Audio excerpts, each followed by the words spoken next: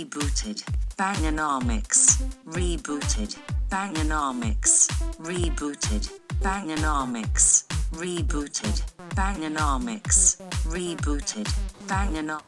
Hello and welcome to another Bangertorial. We're going to talk about new registrations. I don't know if you're interested in that sort of thing, the 2020 registration number, which is all good fun for people. I've got an old registration number here, which may well be backwards. This is an old one.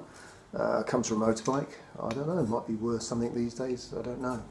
Got the motorcycle somewhere. And it's strange, isn't it? I mean, all this is a bit of aluminium these days. They're a piece of plastic. And they're not really worth much on their own. They're worth something if you can spell a name or spell a silly thing on it. And then it can run into thousands, and good luck to you if you want one of those. But otherwise, it just designates when the car was registered. It doesn't designate when the car was built, and that's always very important to remember.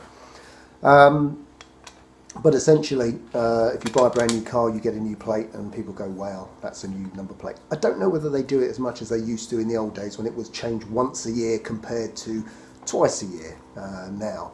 And it's at odd times of the year as well. But the important thing to remember is you'll be paying sort of a premium for that, really, to have the latest number. But if you're really clever and you want a brand new car, what you've got to do is hang on a bit. You either go for the previous registration number, so that would be a 19 rather than a 20, and save some money, or just look around for cars which have been registered, because that's what car manufacturers do. They make lots and lots of cars. They can't sell them all because that's just the way of the world, but then you can't turn the tap off when it comes to car factories, so they make lots of cars and they stick them in a field and they register them, and car dealers register them and they will sell them, but at a lower price ideally. So it's always worth having a look around and seeing what's on offer, and also going to just very big used car dealers, because sometimes you do find fairly new cars there. But essentially, number plate doesn't matter too much, because you could, if you were bothered, you just take off the 19 plate and you put on a plate that sort of looks a bit like this. Might be backwards, but don't worry about it. Which doesn't have any year on it whatsoever. And sometimes you can pick these up for a couple of £100, and so there you go. Your worries are over.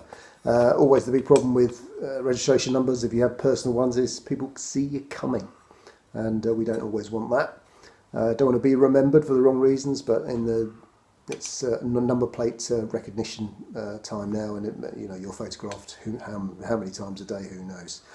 So really, registration numbers, important to the car when it was registered, important to your bank balance, because it will cost you more money for the latest registration.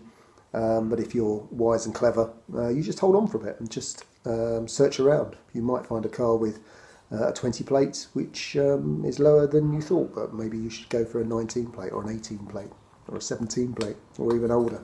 That's always the best way. Get a warranty on the car and you're sorted. Anyway, that's it for registration plates. Thank you very much for watching. Please like and subscribe, and I will see you soon. Thank you for watching. Rebooted, Bangernomics, rebooted, Bangernomics, rebooted, Bangernomics.